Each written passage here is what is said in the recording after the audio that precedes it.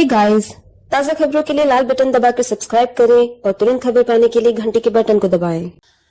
नमस्कार, मैं आनंद शर्मा और आप देख रहे हैं इंडिया अब तक न्यूज। कड़वा लेकिन सच। जलगांव शहर की दंगलग्रस्त कॉलोनी से एक ऐसा मामला सामने आ रहा है जिसने कई बड़े सवाल खड़े कर दिए हैं।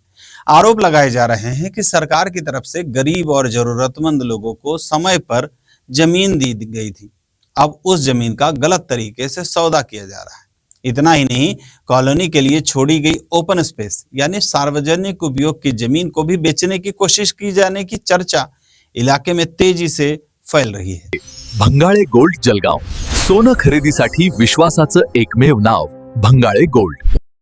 बताया जा रहा है कि कुछ लाभार्थी ने पहले ही अपनी सरकारी योजना के तहत मिली हुई जमीन किसी दूसरे व्यक्ति को बेच दी, जबकि नियम साफ कहते हैं कि ऐसी जमीन को न तो आसानी से बेचा जा सकता है, ना ही किसी दूसरे के नाम पर ट्रांसफर किया जा सकता है। इसके बावजूद कथित तौर पर जमीन के सौदे किए गए हैं और अब मामला और भी गंभीर तब हो गया जब कॉलोनी के ओपन स्पेस पर भी सौदेबाजी का आरोप लगने लगे हैं। ये स्पॉट, ये जो जगह है 1970 में कलेक्टर ने जो है दंगलग्रस्त कॉलोनी के रहवासियों को अलॉट की थी और ये पूरे कॉलोनी की एक ओपन स्पेस है। कॉलोनी में जो है हम लोग सामाजिक काम, तालीमी काम, एजुकेशन के ये उसके लिए हम लोग उस पर्पस के लिए हम लोगों ने ये जगह जो है रखी हुई है। एक ऐसा आदमी है जो इस चीज को इलीगल तौर से जो है बेचने की कोशिश कर रहा है।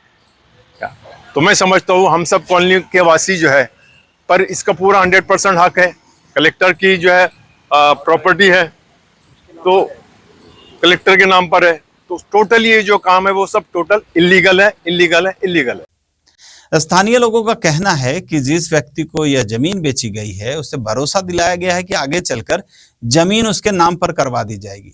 लेकिन बड़ा सवाल तो यही है कि आखिर सरकारी जमीन किसी निजी व्यक्ति के नाम पर कैसे हो सकती है। मैं दंगलग्रस्त कॉलोनी, ये सार्वजनिक जगह है और ये जगह का पूरा हमको शादी हॉल का लिए रखा गया है और ये जो जगह है इसलिए पूरे कॉलोनी का हक है इस पर, और ये हक होने की वजह से हमको ये इसका शादी हॉल बनाना है। और शादी हॉल बनाने के बाद में ये 30 नंबर प्लाट है बाजू का, और ये ओपन प्लेस है। ओपन प्लेस बोले तो पूरे मोहल्ले का हक बनता, और इसका जो भी प्रूफ है वो हमारे पास है। क्या लोगों को भरोसे से लेकर पैसों का खेल खेला जा रहा है? क्या यह सिर्फ एक कथित जमीन घोटाले का हिस्सा है? अगर यह आरोप सही है तो यह सिर्फ नियमों का उल्लंघन नहीं है, बल्कि गरीबों के हक और सार्वजनिक जमीन पर कब्जे की कोशिश भी मानी जा सकती है, क्योंकि ओपन स्पेस पूरी कॉलोनी के उपयोग के लिए छोड़ा जाता है, जहां भविष्य में सड़क, बगीचा, सामुदायिक सुविधा या अन्य सार्वजनिक काम हो सकते हैं। इनका मसला ऐसा है सर, हमको एक कलेक्टर साहब की तरफ से 8 मई 1970 का दंगा हुआ था तो सब दंगलग्रस्त पीड़ितों को मिली हुई है। फिर शासन ने एक आदेश पास किया LND 1138, उसके हिसाब से ये हर खोली वाले को 1307 स्क्वायर फीट जगह मिली हुई है। इससे ज़्यादा नहीं मिले सब लोग, वैसे सब लोगों को बहुत कम भी है। तो ये जो जगह बेचा जो आदमी ने, उसकी जो खोली है वो 1307 से भी ज़्यादा है। उसका ऑलरेडी जगह उसको मिल चुकी 1307, लेकिन उसके बाद भी बाजू में जो जगह शासन ने छोड़ी हुई है समाज मंदिर के लिए या किसी भी काम के लिए, तो वो जगह को आदमी ने एक तीसरे आदमी को बेच दिया। और इससे पहले भी ऑलरेडी उसने उसकी खोली भी बेच के चला गया, जबकि खोली उस वक्त बेच नहीं सकते थे, तो वो भी बेचा। अब बाजू की जगह बोलता वो भी बेच दिया। उसके क्या व्यवहार हुआ, उनका आर्थिक व्यवहार समझ में नहीं आया। और वो आदमी को उन्होंने आश्वासन दिया कि हम इसका सब पूरा तुमको पूरी जगह का उतारे पे लाकर देते हैं, जबकि शासन की तरफ से ऐसा कुछ है नहीं। अब जरूरत है कि प्रशासन इस पूरे मामले की गंभीरता से जांच करे। यह देखा जाए कि आखिर किस आधार पर जमीन के सौदे किए गए हैं, कौन लोग इसमें शामिल हैं और क्या किसी सरकारी दस्तावेज का गलत उपयोग किया जा रहा है। साथ ही जनता को भी सतर्क रहने की जरूरत है। किसी भी सरकारी जमीन योजना की जमीन खरीदने से पहले उसके दस्तावेज, मालिकाना हक और कानूनी स्थिति को पूरी तरह से जांच लें, वरना लाखों रुपए में फंस सकते हैं। ये प्रधानमंत्री स्वर्गीय इंदिरा गांधीजी आणि कलेक्टर साहेब यांची संमतीने हा दंगलग्रस्त वस्ती वसवण्यात आली होती. 1970 पासून आम्ही सर्व राहणारे कॉलनीतले लोक आहेत आणि आम्हाला जे जागा दिली आहे ते एकूण 50 घर आहेत.